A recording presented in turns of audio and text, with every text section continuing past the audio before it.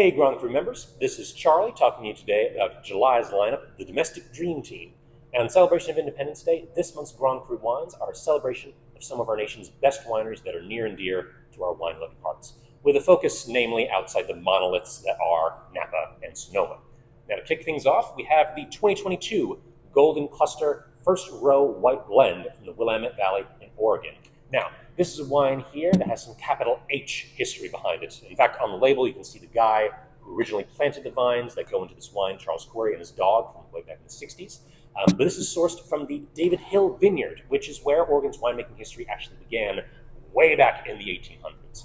Now, this wine here is a blend of 60-year-old vines planted in 1966 by that fellow, Charles Corey, who I mentioned, who was credited with helping put Oregon on the winemaking map and public conscious in the 1970s.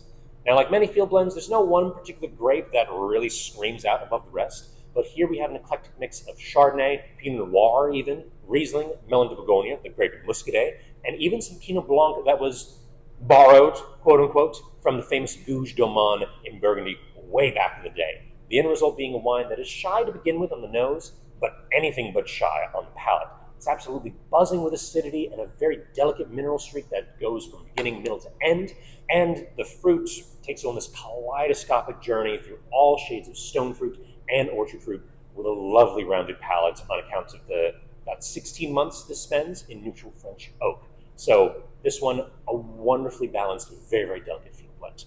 Now, for wine number two, we're going down to California, namely to the 2023 Ridge Grenache Blanc, sourced from Paso Robles. Now, any longtime follower of the Dews will know how much we love to rave about Ridge.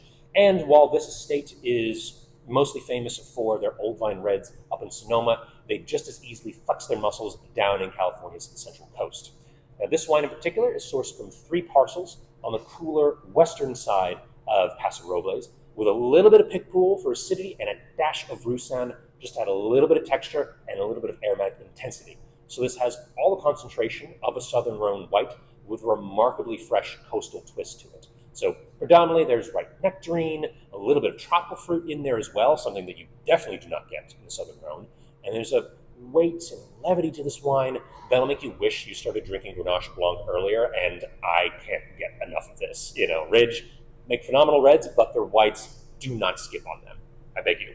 Now, speaking of reds, last but not least, we have a real powerhouse of a wine that is not Cabernet from California, the 2016 Terre Rouge Sentinel Oak Vineyard Syrah. Now, this is coming from the Shenandoah Valley, not in California, or not in Virginia, but in California. It's just a stone's throw east from San Francisco, and Terre Rouge is all about Rhone varietal wines.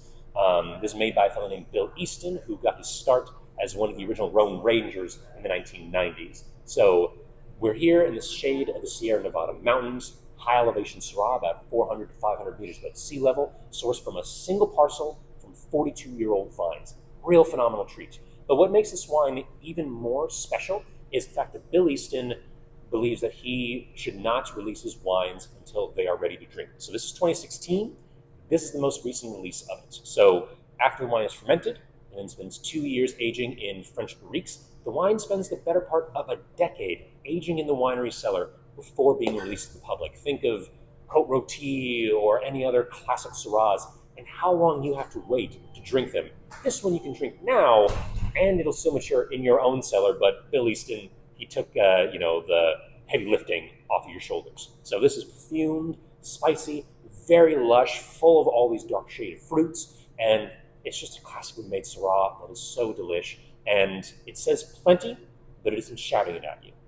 And so there you have it. This is the Domestic Dream Team for July's Grand Cru. So we'll take any July celebrations that you have planned to the next level. And if you can manage to keep your hands off these wines, they will only get better with another year or two of age. See y'all next month.